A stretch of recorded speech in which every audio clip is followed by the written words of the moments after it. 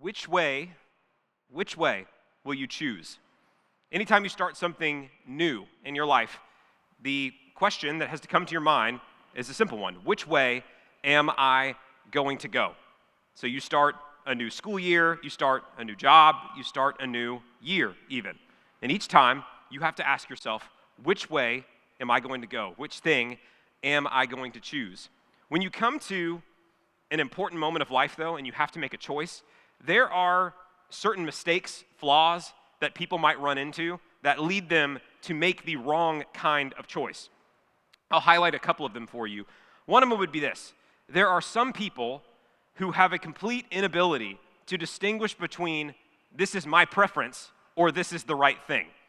You might know people in your life who assume that every single thing that they choose or is their preference is going to be right, even when they're wrong. Everything has to be exactly the way that I want it to be. You know, there are some people in marriages and life and friendships that they might be in a huge fight with somebody, and they get to the end of the fight, and they're like, wait, guys, let's back up, have some perspective for a moment, and let's remember what's most important in this situation, and it's that I was correct, right? There are people in your life that might be like that. Some people have a pathological need to be right at all times, even when they are not. On the other hand, there's a different kind of fatal flaw, and this is the one that I would like to emphasize more. And it is when a person does not have the ability to distinguish the better thing from the not as good thing. I remember when I was a kid, growing up watching sports, you know, your natural reaction as a sports fan is you want to say, my team is good and the other team is bad, right? You're watching the game, you want to hate the best player on the other team, and your teammate, the person on your team can do no wrong, even if they clearly are in the wrong. But the thing that counteracted that in my life is that every time we would watch sports, if the team that I liked won, my mom would be in the background feeling bad for the other team that just lost. And I would say, Mom, no, you don't understand. You know, red team good, other team not good. And she would say, no, I've been on the other side of it. I know what it feels like when an athlete does not have things go well. I have to feel bad for them. And so because of that, I think my mom psychologically judoed me into wanting to see the other person's perspective in every sort of situation. But this can be a problem.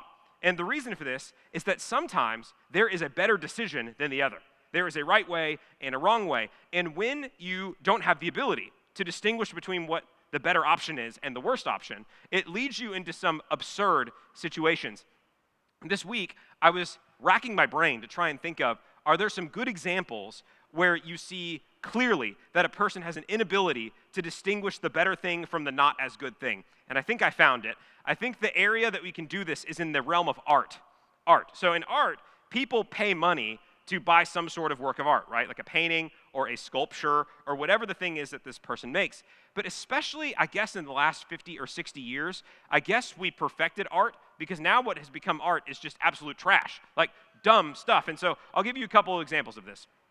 I think this was maybe a couple years ago. You may have seen it come across your social media feed, but you might have seen a picture of a banana taped to a wall. And what this was an art installation that came up where the person's artwork was a banana duct taped to the wall. And you might be wondering, okay, was it a gag? Was it I mean, the name of the piece was called The Comedian. That was the name of the art piece. But the thing you might be surprised to know is that this art installation sold for $120,000. This banana taped to the wall. Even more absurd than that, it's not just that three different people paid $120,000 for this banana because the artist was able to make three of them. You know, all he had to do was get three bananas.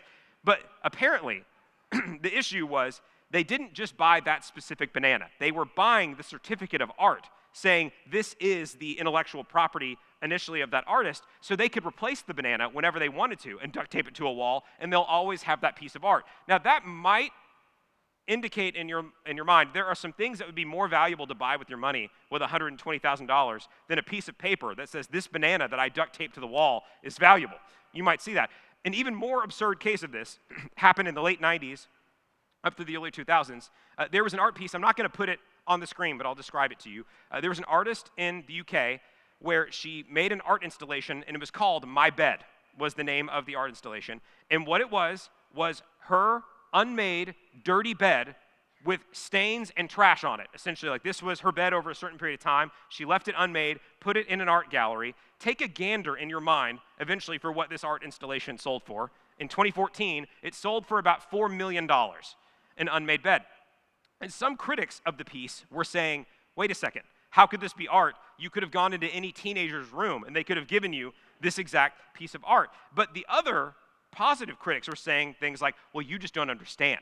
She's transgressing the male expectations for what females have, and her dirty, soiled bed shows that it goes against the patriarchy, then everything that exists. It's worth $4 million. Now, this might just lead you to think, maybe there are some people who don't have the ability to actually distinguish good art from bad art. I'm not saying that there is no piece of art worth $4 million, but in 2014, which is when that piece of art was purchased for $4 million, you also could have used that money to buy an entire hallway worth of 2,000-year Roman sculptures that are actually beautiful and have survived for thousands of years.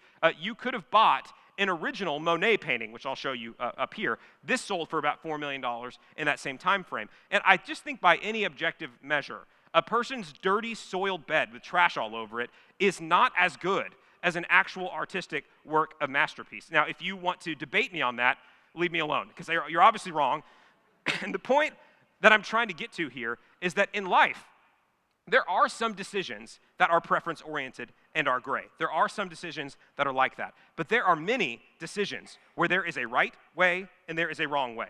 There is a better way and there is a worse way. And the inability to distinguish between those two things will bring your life into the gutter.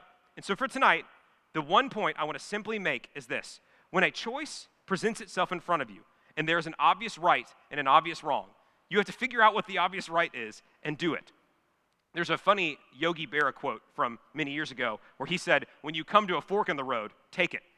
Now, that's a great quote, but that also is not true of life. You come to these decisions and you have to make them. Now, the thing that we are going to be talking about in this upcoming sermon series is how to make a new rhythm at a new time of your life. We are in a new year. We've cycled into it. I would also say we are in a new stage of our church, in our city, in our nation, in our country. There's always a new day where there's new things coming. And the question that you and I have to ask is, which direction am I going to go? How can I know what the right direction is and what the not right direction is? Now, our guide for some of this in this upcoming sermon series, you may have seen it in that roll-in video we just watched, is an ancient Christian text called the Didache, is the name of it. The Didache. It's spelled like did ache, which is the way I feel every morning when I wake up now. I'm getting old enough to where that's the case. But the Didache was an ancient Christian text. They date it to maybe the late 1st century or early 2nd century, so very close to the writing of the Gospels and Paul's letters. And it essentially was a discipleship text for new believers, teaching them how to live. And the first line of the Didache is what I would like to share with us tonight. It says this: there are two ways, one of life and one of death. And there is a great difference between the two ways. The thing that you and I need to know is that with all the complexities of life and all the individual decisions that we have to make, generally, there are two ways that you and I can choose. We can choose a way of death. We can choose the way of life. And the difference between them is dramatic. We have to learn and to see what those differences are. By the way, that picture I just put up there is a fragment of the original Didache that we have, or the earliest copy. So what we're talking about are the two ways that we could potentially go in this next year.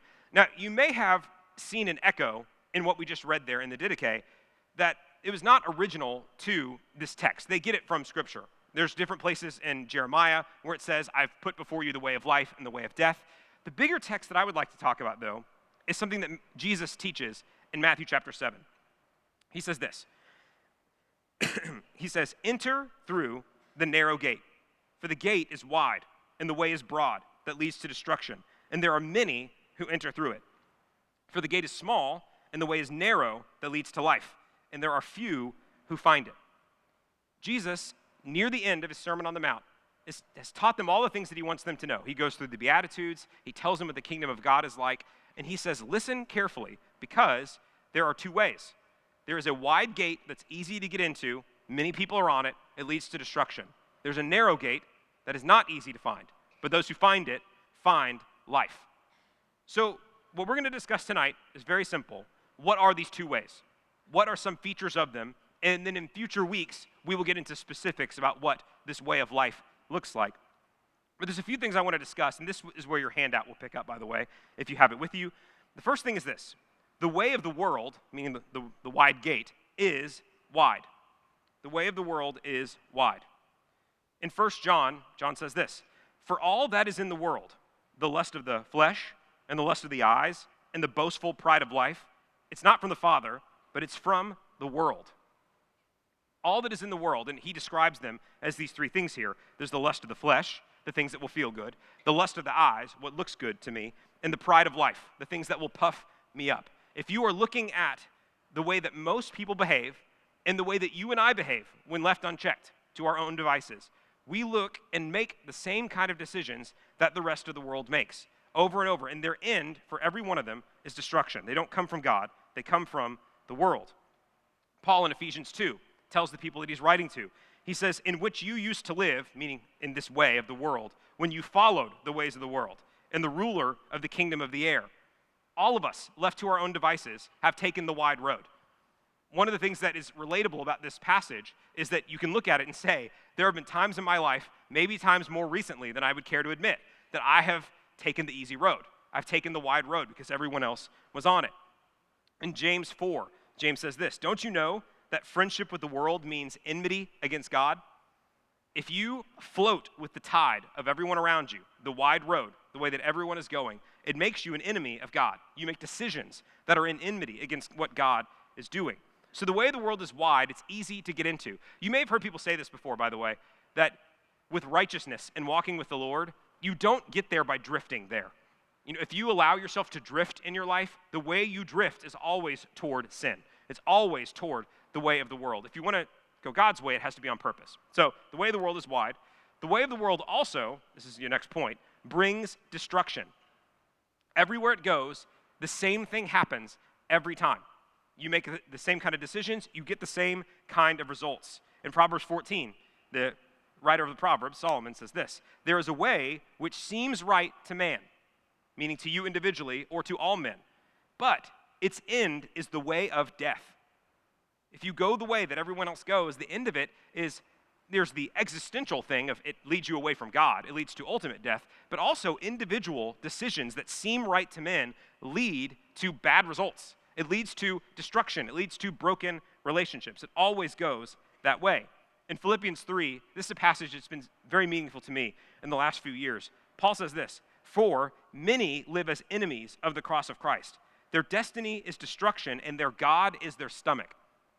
The way that Paul says it is the people who end up in destruction, they live as though their God is their immediate appetites.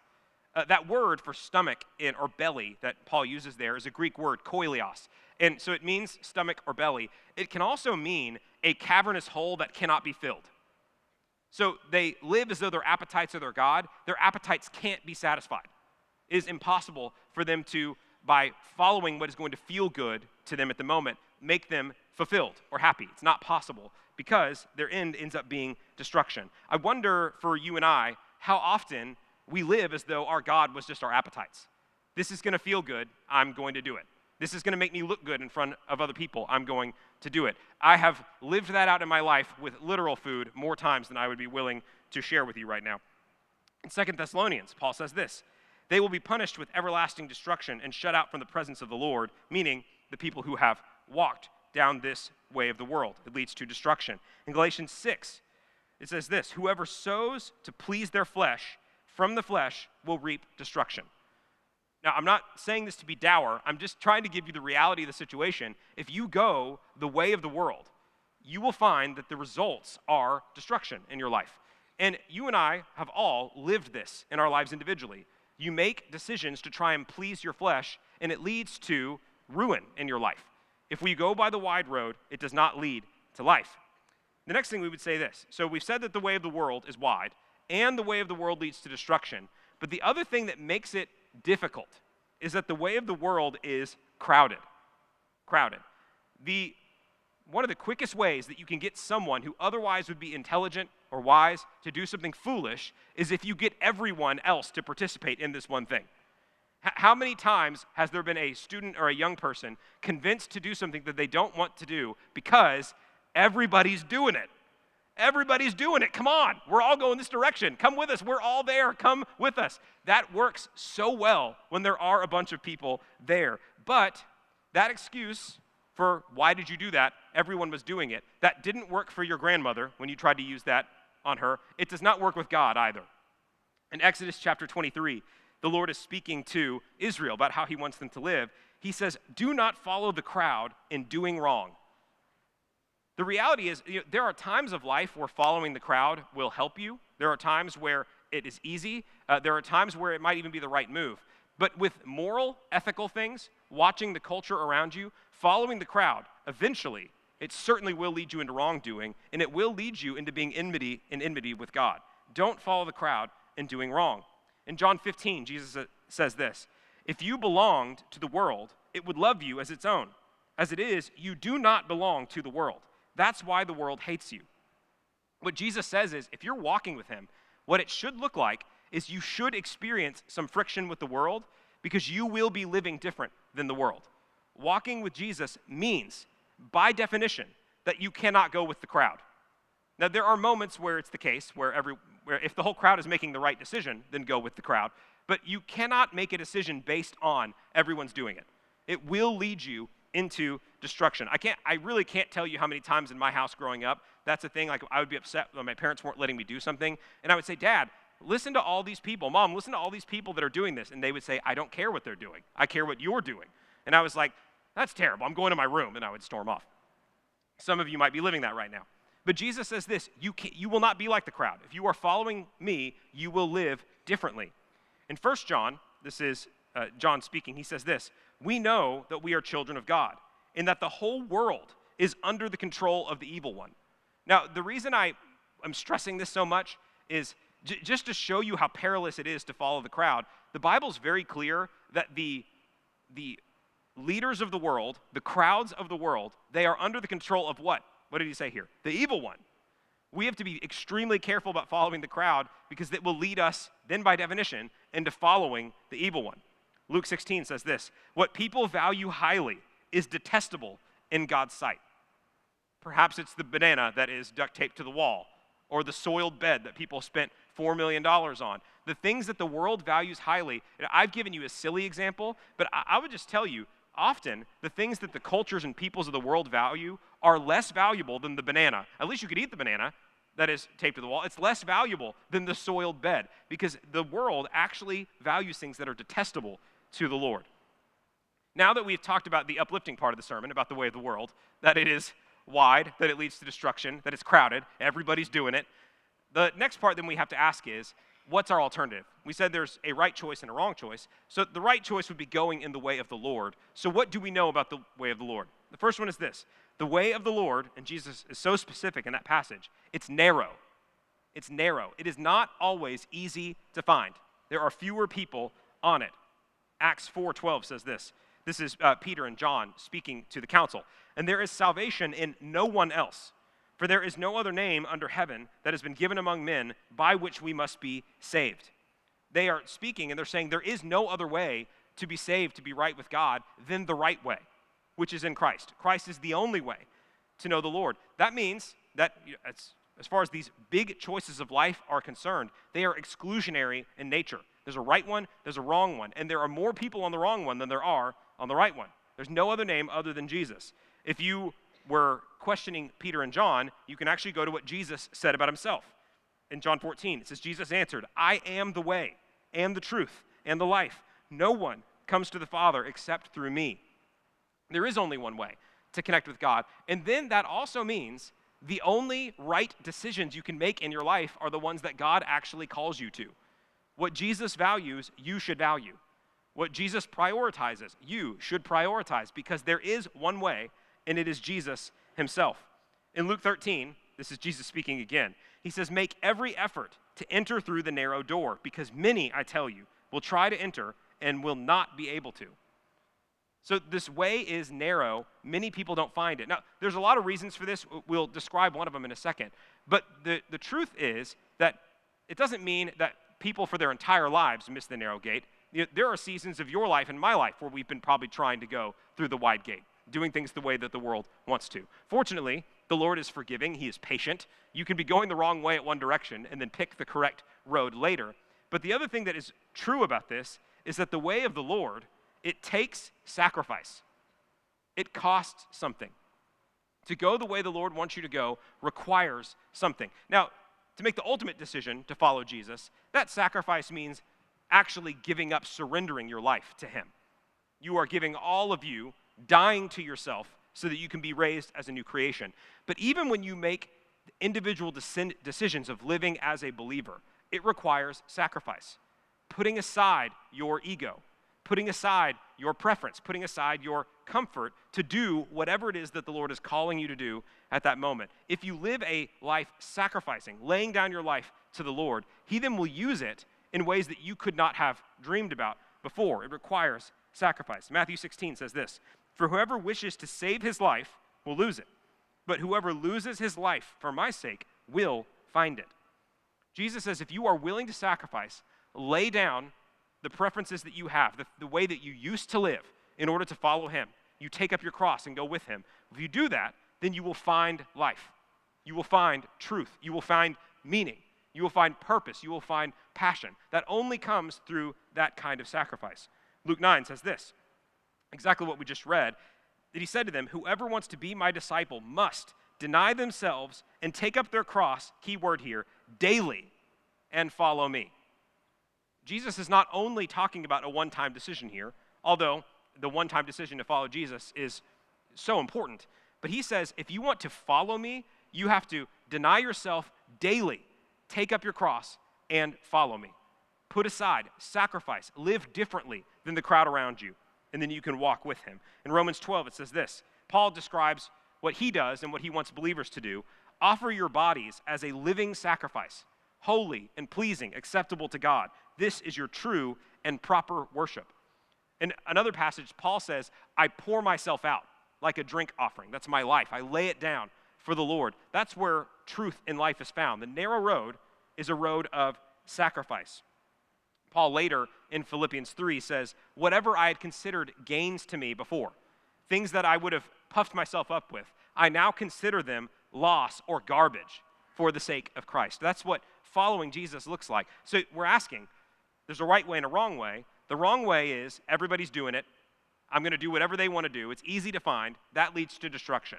The way of the Lord is narrow. It can be hard to find. It requires dying to yourself. But then it leads to, in the end, the way of the Lord leads to life. Life. Jesus, speaking at one point in John, says, the thief comes only to steal and kill and destroy. I came that they may have life and have it abundantly. That was part of our Christmas message this year, that the gift of Christmas is actually life. Life that is placed in you, changing you into a new type of creation altogether. In Psalm 16, the psalmist says, you make known to me the path of life. You will fill me with joy in your presence. In Romans 6:23, it says, the wages of sin is death, but the gift of God is eternal life in Christ Jesus. In 1 Timothy, Paul says, we do all this so that they may take hold of the life that is truly life.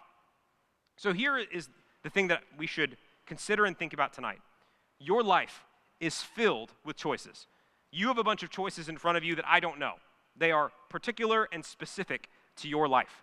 You are in a new year right now. You are potentially in a new season of your life. The question that you need to ask yourself, and all of us need to ask ourselves, is this: which way am I going to take? What is leading me to make the decisions that I'm making? Am I going to go the way that everyone else is going? Am I going to go the way that is easy? Am I going to go the way that is comfortable? Or am I going to take up a new kind of thing this year, a new kind of rhythm? Am I going to do my time differently, my energy differently, the people that I pour into differently? That comes from finding the narrow road, living differently than everyone else, sacrificing your preferences for what the Lord wants you to do, and then experiencing and living the life and the joy of the Lord. In this new year, that is available to you, and it's available to me. The question is a simple one. Which way will you take? Which way will you go? Which thing will you choose? Where are you going to go? There's two roads before you. The fork in the road is there. You can't just take it. You have to pick one or the other. Which way? Which way will you go?